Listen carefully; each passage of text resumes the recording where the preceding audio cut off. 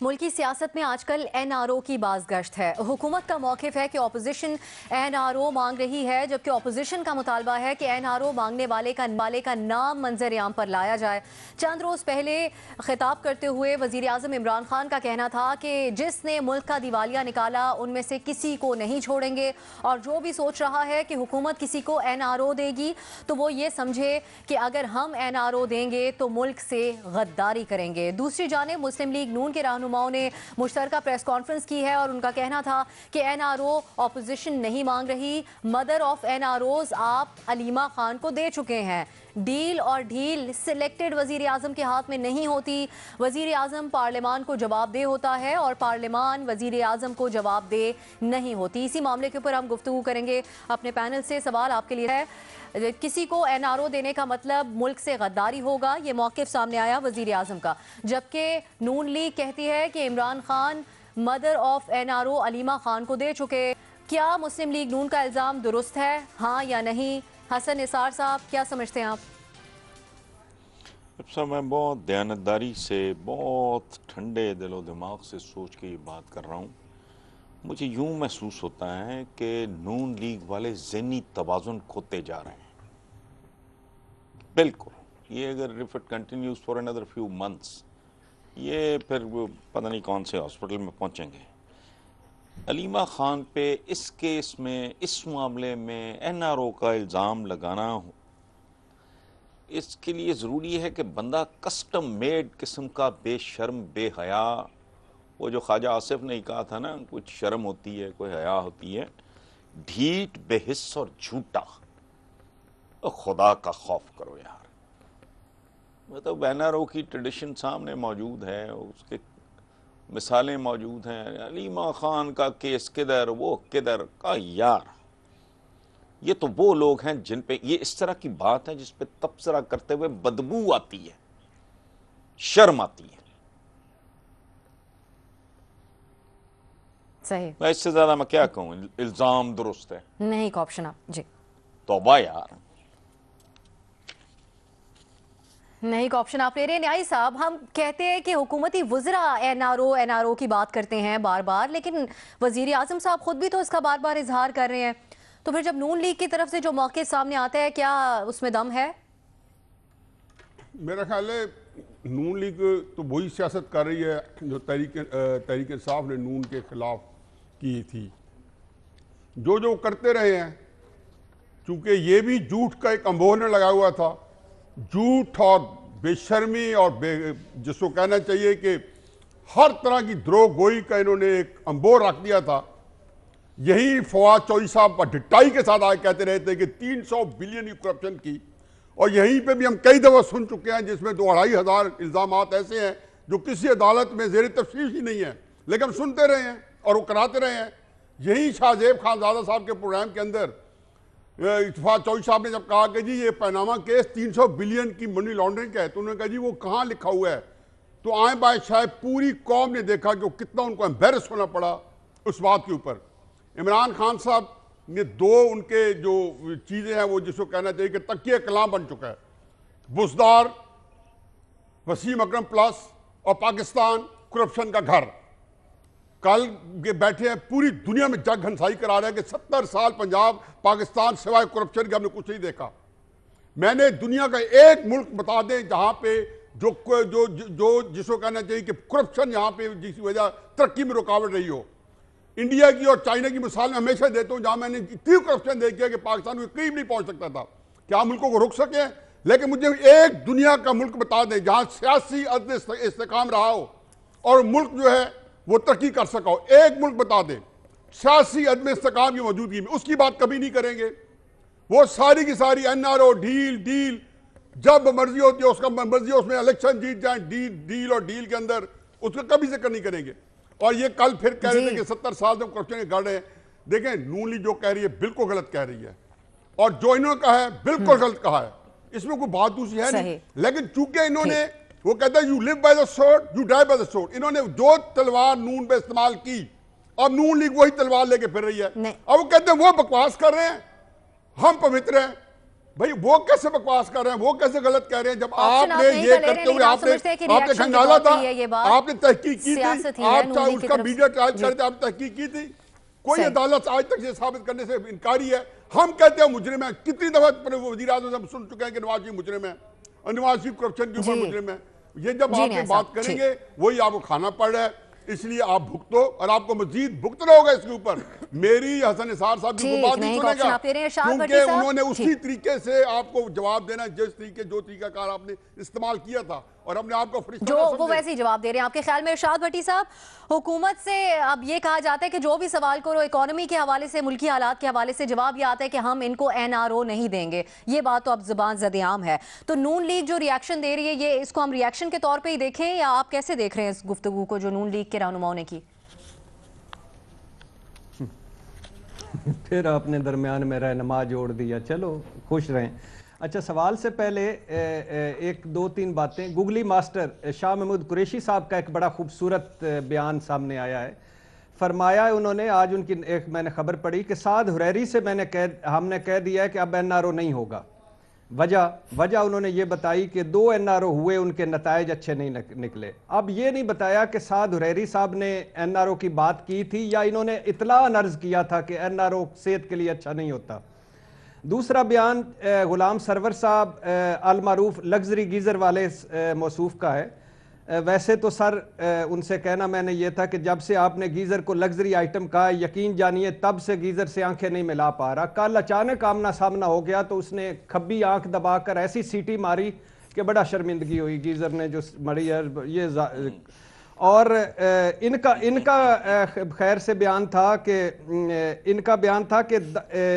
एक चोर 10 अरब दे रहा है, दूसरा चोर 12 अरब दे रहा है और कहता है हमें छोड़ दो। अब फैसल वाडा साहब ने तो $2 अरब कहे थे, आपने 10-12 अरब में काम मुका दिया। हजूर अगर आप 5 साल वजीर रहे तो इतना तो हमारा बिजली और गैस का बिल आ जाना है जितने में आप 2 चोरों को छोड़ रहे हैं, तो ना करें इस तरह। जहां तक सवाल का तल्लक है तो ये जो नून लीग है ना, नून लीग खत्म कर दें, ये है नवाज लीग। नवाज लीग झूठ के नेक्स्ट लेवल पे, अल्हम्दुलिल्लाह वो गेम में नहीं होता कि जब बच्चे खेलते हैं तो अब नेक्स्ट लेवल में आ गए, उसके बाद अगले नेक्स्ट लेवल में, अगले लेवल में आ गए। ये नेक्स्ट लेवल पे पहुंची हुई कौम है। 9 साल ये सऊदी अरब वाला NRO से इनकार करते रहे, मुकरते रहे कि कोई नहीं हुआ, बिल्कुल नहीं हुआ जी, बिल्कुल भी नहीं हुआ। ये तो दोनों मुल्कों के बाहमी तावन और जमहूरियत की बेहतरी के लिए वो गए हैं और अभी आ जाएंगे। और उसके बाद जब पता चला, जब बड़े साहब ने माना तो निचले उन्हें भी मान लिया।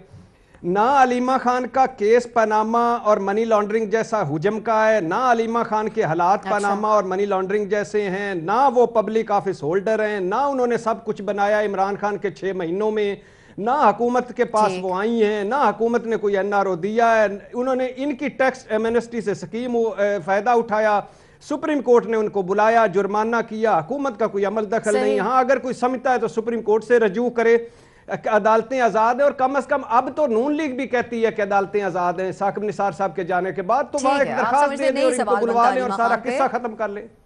जनाब, यानी ये हद ही हो गई है खुदा की कसम। ये तो मैं कह रहा हूं कि इनका जवाब क्या दें। इन्होंने कहना ग्लेशियर जो पिघल गए हैं ना, वो भी NRO की वजह से, इमरान खान की नई वजह ऑप्शन आप ले रहे हैं शाह साहब। मज़हर अब्बास साहब, अब जब ऑपोजिशन अलीमा खान पर बात ले आई है तो हुकूमत को भी कुछ इज्तनाब करना चाहिए बार बार NRO की बात करने पर। नहीं, ऑप्शन तो मैं नहीं का ले रहा हूँ। अव्वल तो कोई कंपैरिजन नहीं है दोनों चीज़ों का। अलीमा खान का जो मामला है या जो मियाँ साहब का मामला है, इसका कोई कंपैरिजन नहीं है।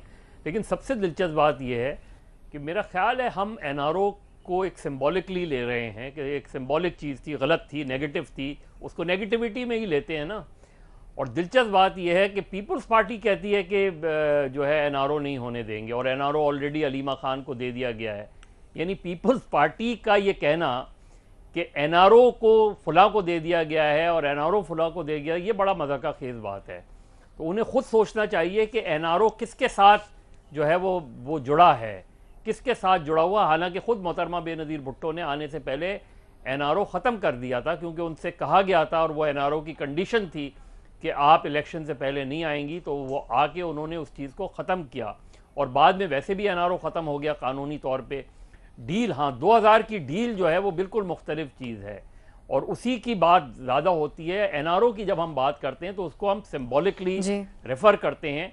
तो मुस्लिम लीग नून को मेरा ख्याल है कोई दूसरा केस लाना चाहिए। हाँ, मुस्लिम लीग नून ये कह सकती है कि जैसे जो इलेक्शन कमीशन में फंडिंग केस है, इलेक्शन फंडिंग केस है, वो इतने सालों क्यों पड़ा हुआ है, उसका क्यों फैसला नहीं होता, उसमें क्या क्या अंडरस्टैंडिंग हुई है, या खुद पीटीआई के या इमरान खान के ऊपर जो मुकदमा है उसके हवाले से। लेकिन ये जो अलीमा खान को रेफर करके हैं, ये मेरा ख्याल है गलत है। आप समझते हैं इससे बेहतर कोई बात कर सकती है नून लीग? नहीं का ऑप्शन आप ले रहे हैं बाबर साहब। तो फिर नून लीग जो बात कर रही है, ये इल्ज़ाम बराए इल्ज़ाम वाली बात लग रही है आपको? जी बिल्कुल इल्ज़ाम बराए इल्ज़ाम है। अलीमा खान के केस के अंदर ज़ाहिर है तफसील तो आ चुकी, हम पहले भी बात कर चुके हैं। वो पब्लिक ऑफिस होल्डर नहीं है, उनके ऊपर जो जुर्माना होना था वो हो भी गया।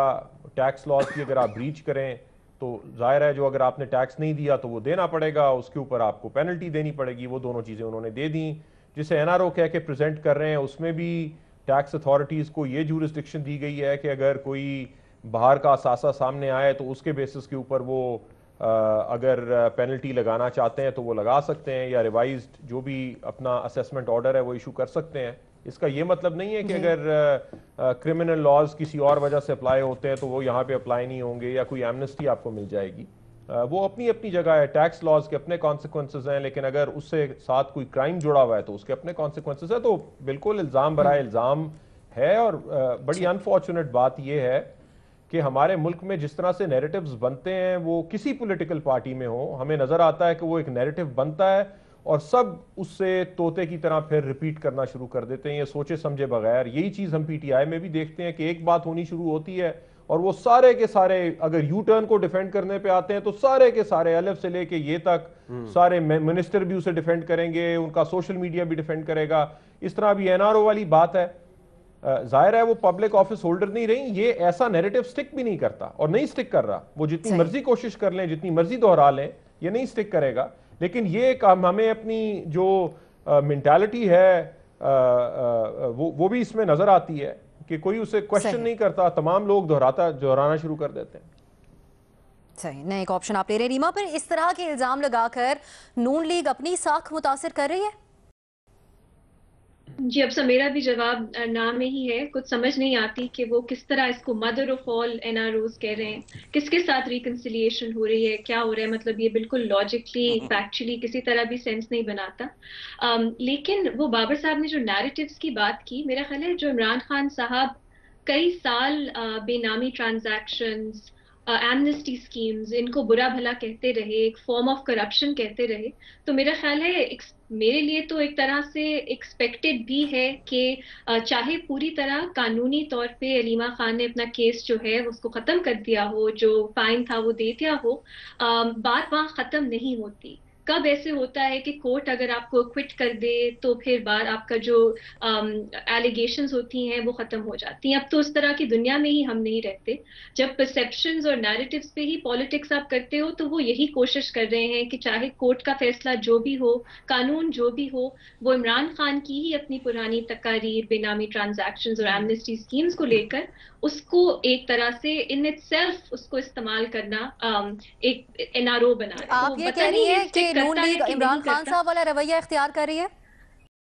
वो रवैया वो नहीं, लेकिन ये जो ये स्ट्रैटेजी है ये वही है कि आप कानून की बात ना करो, आप अदालती फैसलों की बात ना करो, आप फैक्ट्स की बात ना करो, आप बस एक नैरेटिव ऐसा बना लो एक दो गिनी चुनी बातों को लेके कि लगे कि जो बात है उससे बहुत बड़ी है असल में। तो मुझे समझ आती है वो ये क्यों करे, स्टिक करेगा कि नहीं करेगा, लेट्स सी।